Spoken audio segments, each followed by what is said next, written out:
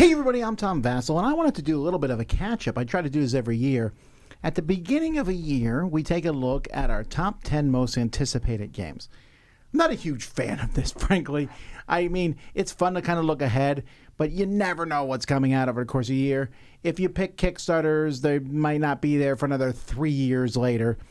But you never know what's going to come out. And sometimes my most anticipated games are games I don't love. So each year I come back and I come at the end of the year and I say, all right, let's see my list of 10 games and see where it stands now. So here we go. We're going to take a look at my top 10 anticipated games that I did in January of this year and tell you what I think about them. Number 10 is Tend. Well, what do you know? A fantastic, unbelievably good game from IV Studios. Now, I knew I was probably going to be very excited with this final product of Tend. This is my favorite of the IV Studio games that they have done. I think it's really well done. It's a roll and write with a lot going on, but it came out. It's fantastic. It's pretty big. That'd be my only complaint. You get a ton of content in it, a lot of sheets and stuff, but since everyone has two of these giant sheets and you have these little scratch-off cards, and then they included a ton of each of those in the box. It's a heavy, chunky box, but they did a good job and stuck to production well. Number 9 is Luthier. Luthier, I suppose, from Paverson Games. This was the follow-up to their first game, Distilled. Another big, giant, grandiose game, and again, they delivered exactly what they said they were going to do. It's a little long, little bigger than I would want it to be, which is weird because I was just talking about 10, but I still think it's very enjoyable. I think the theme is fantastic. I like the extra musical dice tower they have, but forgetting all that, just the idea of making instruments for people, a very unique back and forth. I think this is going to be a game that a lot of people are really going to enjoy. Hey, I'm 2 for 2. Well, let's drop down here with number 8, Roz, A Dance for Love. Not that I don't think this game is great. I got a chance to play the final production version of this, but it's not out yet. It just launched on GameFound a month or so ago, and it will be out next year. Roz is a game from Arcane Wonders, Mihir Shah, and it's a dice tower essential. So that's one of the reasons I'm very excited about it. As soon as I saw the original prototype for this game that just was some gears, I was interested. And the theming of the Indians, couples dancing in circles, trading off with each other, falling in love, matching colors and dice. There's just so much about this game I like. I think it's a really solid game, and I think people are going to really enjoy it when it comes out. Definitely check this one out. Roz, A Dance of Love. Number 7 for me here is Epoch's Course of Cultures. This one was a big push for me because it's from Jeffrey CCH, who made Terrorscape, a really amazing game. From Ice Makes, I really like their stuff. I have it. I haven't played it yet. There's really no excuse for this one other than that the time to play this game says 2 to 3 hours, and definitely leans towards 3 hours. And because it is a Civilization game, it's going to take a little bit longer for me to get that to the table and find the people who want to do it. But this is one of those ones where I look at it and go, I mean, it's sitting on a shelf. It's just like 20 feet from me here. It's the game I most want to play at this point in time. I just haven't played it yet, so when I do, you'll know if I like it or not. But it came out, so that's good. Terraria, the board game. Well, this one is not out yet. I think they were showing a kind of a final version of it, maybe at Essen. I played Terraria to death when it first came out, and I played it on the iPad. I had a lot of fun playing it for a long time, and I faded out of it after a while. I just did other stuff, right? And I still think it's a really cool game. I think there's a lot of neat stuff in it. I thought this might be the board game version of it that I'm interested in. So when this one comes out, which I imagine will be pretty soon in 2026, I'll give it a whirl then. Then we have Spooktacular. Spooktacular from Level 99 Games. I was very intrigued with this one because this is you're in a movie theater, and all the bad guys from the movie theater start coming out and attacking everybody. That's a fun sort of Cabin in the Woods-esque type situation. And this game does so with very little gore or blood. It's more spooky, and it's even very low on the spook part of it. It's just fun. And every monster, you play one of these monsters, and you're trying to get more people than everybody else. Everyone plays very differently. One of them is just telephones that ring. Pick up the phone.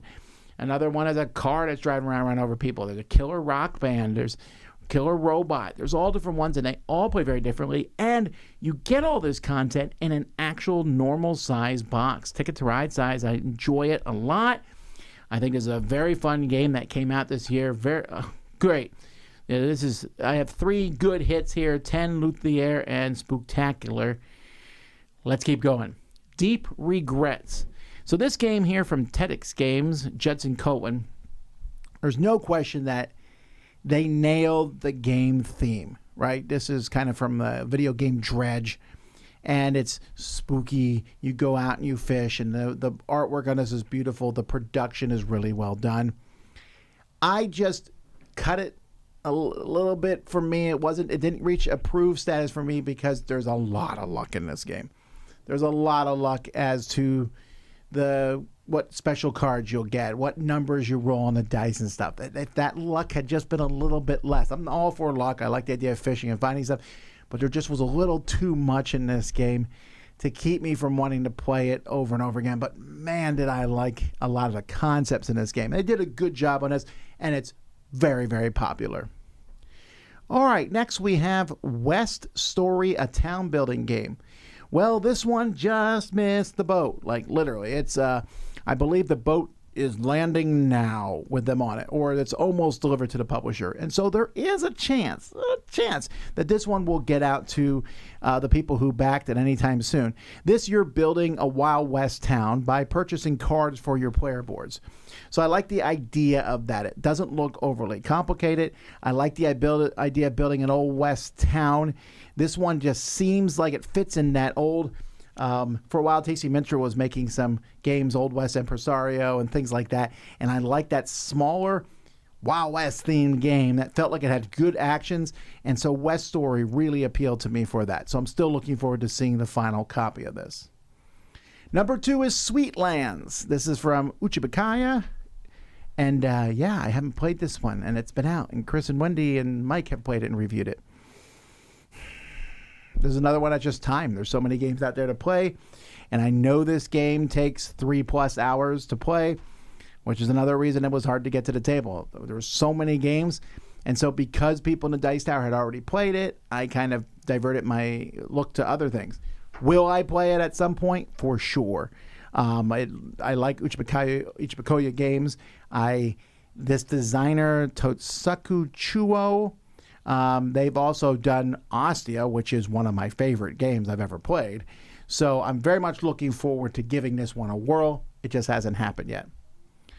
And then finally, my number 1 game is Sirens: The Deep Sea. Well, this one's not even in production yet. That's a big unfortunate thing for me. I'm looking at their latest update here. It says they're going to do the final pledge manager, prepare Sirens for the production phase, and they're still getting things ready. So that's a bummer. We're hoping it even makes 2026. But Sirens: The Deep Sea, this one does look really neat. A co-op adventure and exploration game. You're going in the sea, you're looking for resources, making buildings, supply chains, fighting against cultures, monsters, bosses. I mean, this game looked amazing. I love the deep sea as a theme, and so I'm really, really excited to see the final part of this here. But it's not out yet. So still, it was better than not. Many of the games I was looking forward to have come out and I played them. A couple are around the corner. The anticipated lists are never perfect, or very imperfect, frankly, and yet we'll probably make another one next month and talk about this upcoming year. So who knows? Either way, there's still lots of wonderful, amazing games out there. Thank you, everybody, for watching. I want to say thank you in particular to some of our GameFound backers. I want to say thank you to Tracy, Buster, and Charlie. To the Ferndale Foray Blood Bowl League, the Finicum family in Honduras, and Tim Simonites. Thank you all for your support of our show. Thank you all for watching. I'm Tom Vasel. We'll see you next time.